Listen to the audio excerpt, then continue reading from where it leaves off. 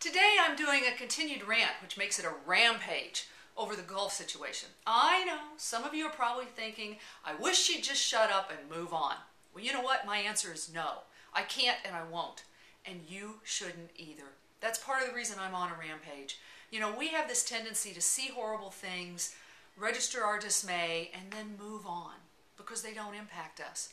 Well, we can't do that this time, folks. The BP oil spill goes beyond ourselves. It goes to our generations, to our environment, to our planet, and it also goes straight to the heart of the downfall of American politics. Do you need any more proof that our government is in the pocket of big companies than their response to the BP spill? If the response wasn't enough to make you say, then what about Joe Barton's apology to the CEO of BP yesterday? That was uncalled for, unfounded, and absolutely ludicrous. But does that prove to you how much power big oil, big companies, and their lobbyists have over our government? You see, dear old Joe is from Houston, and Houston happens to be the backyard of BP. That's where their U.S. corporate headquarters is. I did a quick check this morning on good old Joe's campaign funding and found that the top two contributors were energy and oil and gas companies. Gee, I'm shocked, aren't you? And by the way, that's only based on what he publicly admits was contributed. Heaven knows what was passed in dollars, millions of dollars under the table. And don't look at me like that.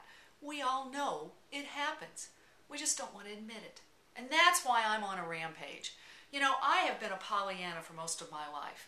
I want to believe that government, that business, that people are fair. Well, you know what? It's time we stop playing that ostrich game. The response to Katrina blew me away, or lack of response. Then we bailed out Wall Street, only to watch them return to big bonuses, big bull, and no government control. The same goes for GM and virtually everything that the government's bailed out. It's bigger graft, bigger business, and the little people still don't matter. Well, I'll tell you what, the response to the BP oil spill set me on a rant. And now, Joe Barton's apology to the BP CEO has set me over the edge. Enough is enough. So today, I want to share a few little facts with you about oil companies and their influence in our government. They've spent over $200 million on campaign contributions individually. Now that's those $10,000 contributions, and so that's a lot of contributions. And FYI, 75% of those contributions went to the Republican Party.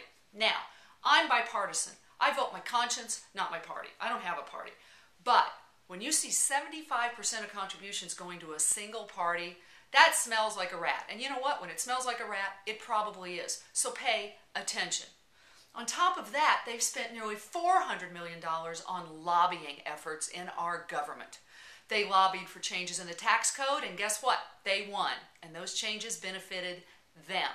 They lobbied to lift the ban of offshore drilling, and guess what? Thanks to our oil baron previous administration, they won that lift in 2008, just in time for deep water.